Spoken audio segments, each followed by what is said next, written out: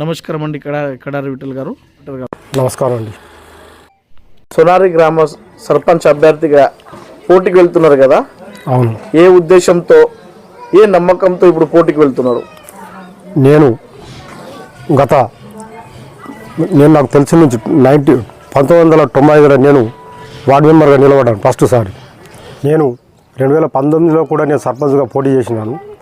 6 ఓట్లతోనే సర్పంచ్కు ఓడిపోయాను. మళ్ళీ అదే వెంటనే ఎంపీటీసీ కూడా పోటీ చేసినాను. స్వల్ప మెజార్టీతో ఓడిపోయాను. మళ్ళీ ఇప్పుడు 7 సంవత్సరాలకు నేను కంటిన్యూ పబ్లిక్ సేవనే చేస్తున్నాను. వాళ్ళ కష్టం వచ్చినా సుఖం వచ్చినా నా కష్టమే అనుకుంటా. మళ్ళీ నాకు ప్రజలు మళ్ళీ నువ్వే నిలబడని నాకు చెప్పిండ్రు. మీరు గ్రామానికి ఏమైనా సేవా కార్యక్రమాలు కానీ అభివృద్ధి పనులు చేసిందా? అవును. ఎందుకంటే ఇక్కడ మేము సిసి రోడ్లు వేయించాము. ఆడ టెంపుల్ దగ్గర సిసి రోడ్ వేయించాను. మళ్ళీ విలేజ్లో కూడా సిసి రోడ్లు వేయించాము. నేను ఇంతకుముందు ఎవరైనా కష్టం వచ్చినా కూడా హాస్పిటల్లకు మాకు ఫోన్ చేయని ఇంటికి వస్తే వాళ్ళ అందుబాటులో ఉండి నేను హాస్పిటల్కి వెళ్తా, డాక్టర్తో మాట్లాడతా. మళ్ళీ ఏదైనా పోలీస్ స్టేషన్ సమస్యలు వస్తే కూడా పోలీస్ స్టేషన్కు నేను వెళ్తుంటే ఉంటాను. వాళ్ళకు మంచి నేను ఎవరికైతే ఇప్పుడు బీడీ కంపెనీలో ఇంతకుముందు పెన్షన్లు రాకుంటే పెన్షన్లు ఇప్పించాను.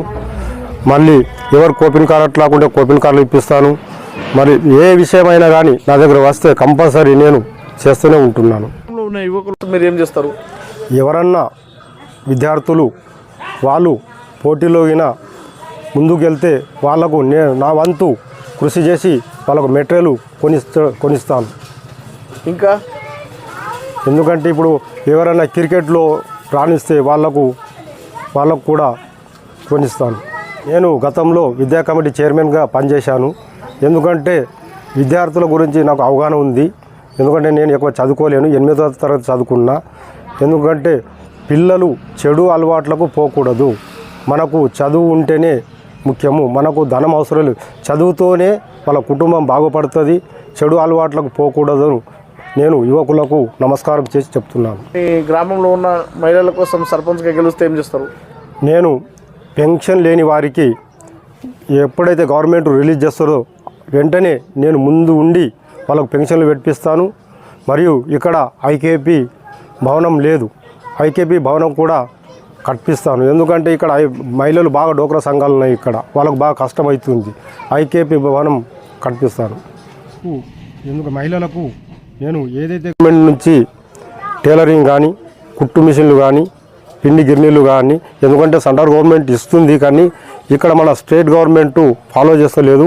ఎందుకంటే మేము ఎంపీ దగ్గరికి వెళ్ళి, ఎమ్మెల్యే దగ్గరికి వెళ్ళి, మనకు ఎమ్మెల్యే ఉన్నాడు, ఎంపీ ఉన్నారు, అక్కడ నేను కుసుండి నేను తెప్పిస్తాను. గ్రామాన్ని ఏ విధంగా డెవలప్మెంట్ చేసుకుంటారు సర్పంచ్గా గెలిస్తే? నేను ఇక్కడ ఎందుకంటే ఎక్కువ దొంగతనాలు నడుస్తున్నాయి. ఎందుకంటే సీసీ కెమెరాలు పెట్టిస్తాను.